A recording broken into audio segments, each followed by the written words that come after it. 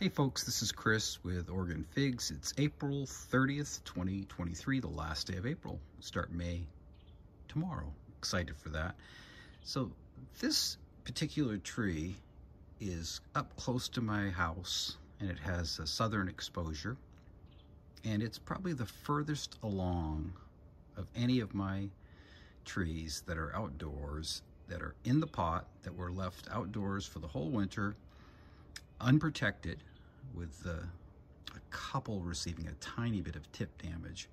But we've just had 3 or 4 really nice days. It made it to the mid-80s and it was in the 70s, and that stimulated the trees to actually begin to break bud. I'm in zone 8A here at the house, and excuse the construction site. I'm in the process of building a retaining wall, and took out 2 trees, big trees last year for more sunlight, and that tree is coming out on Saturday. And I'm going to have to build a retaining wall and put up the last section of fence there. And I think I may end up putting a little greenhouse right in there after we get some more sun. Those are the plans. But if you'll notice here, as you get further away from the house, okay, so this is row 2, you can see the size of the leaves. And let's go away from the house a little bit further.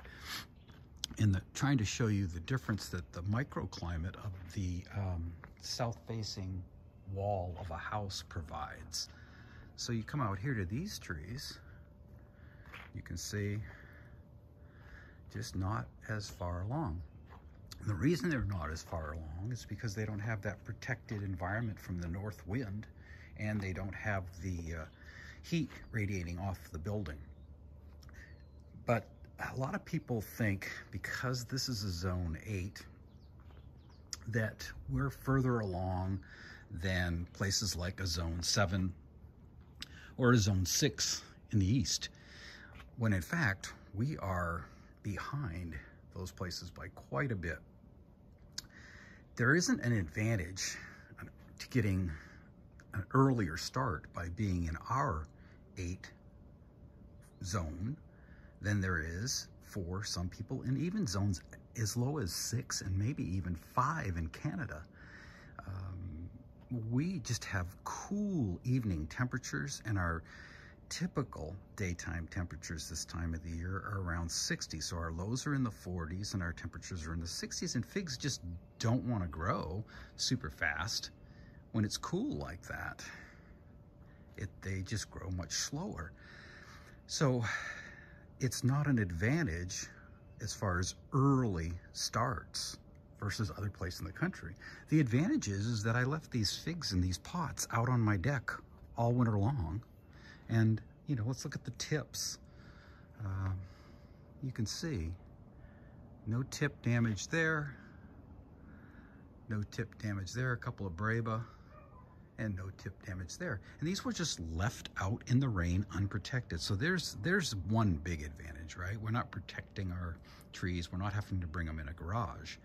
Now, one of the advantages that they get in many places by bringing them in the garage is that it's warmer in these places, and they actually break bud in the garage and they start setting leaves. I've seen pictures of garages in zone 6s that have trees that are fully leafing out, and it's the last week of the winter.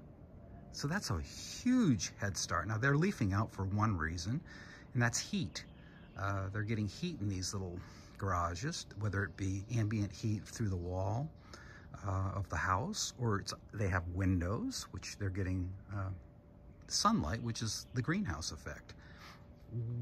That's a huge advantage. I've seen pictures this year of fig trees that are being grown in much lower zones, 6s and 7s, that are honestly, I would say 4 to 6, and in some case 8 weeks ahead of us. So we don't have the advantage out here of having that super early start that, because people see we're in a zone 8, they assume that we have. It's not the case. What we have is we have July, August, and generally most of September, where we'll go through the month without any rain. And what that does is creates figs that go through the whole ripening process without any moisture on the skin of the fig, so it doesn't absorb into the fig. We don't have a lot of humidity, so that doesn't put moisture on the outside of the fig. What happens is our figs naturally dry and naturally concentrate because of these conditions. Once again, you can just see the growth. Got some breba happening there. And some of these breba in the pot hold, some of them don't. Anyways, getting back to my thought on why we're a little bit behind and what our best time is. So the perfect scenario out here would be if you had a greenhouse and it was a heated greenhouse, so you could keep the nighttime temperatures above 50.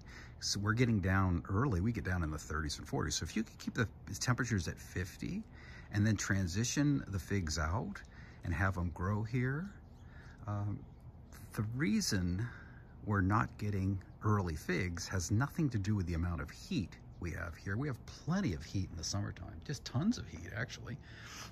It has to do with the later start because of the cooler nighttime temperatures and the cooler daytime temperatures. It's a function of heat, it's not sunlight. Sunlight is important. Every tree needs sunlight. It's always important, but it's not the reason with subtropical trees like fig trees. It's all about the heat. That's why anything grown in a greenhouse has such a huge, huge advantage. Once again, just showing the trees. So you can see if you live in other parts of the country, if you've left your trees in a place where they haven't got a head start, that they're probably much further along than these trees. So I'm just trying to dispel a myth about zones, how if you see a larger number zone, it's not an automatic thing that it's going to be a place that is better for early starts. Zone 8, our advantage here, leaving the pots out all winter long, and for in-grounds, having minimal dieback, which means you put the trees in and they keep growing from year to year. Anyways, hopefully this clears it up. And for people in the Pacific Northwest that are wondering, why are my trees so much further behind all these people that are growing back east in lower zones? This is the reason. So I'll continue to explain this whole process and the advantages of a Mediterranean-like climate at harvest, and hope you'll come along for my journey this year. I've got 35 trees in ground now in the orchard, which is at a different location, and I'm down to the mid-30s. Excuse me, I'm down to 50 for potted trees at this point. I've got I'm in the mid-30s for 15-gallon, and the rest are in 7-gallon. So I've gone from 103 to, I think it's 51 for total pot count. And that will continue down because the pots for me really seem like too much work, and in-ground is the way to go here, in my opinion. Okay, thanks for watching. Hopefully this explains some things. And remember, all zones are not created equal. So, hey, I'd appreciate thumbs up and subscription if you get a chance. Thanks a lot. We'll see you on the next one. Hopefully the next one will be from the orchard. Take care.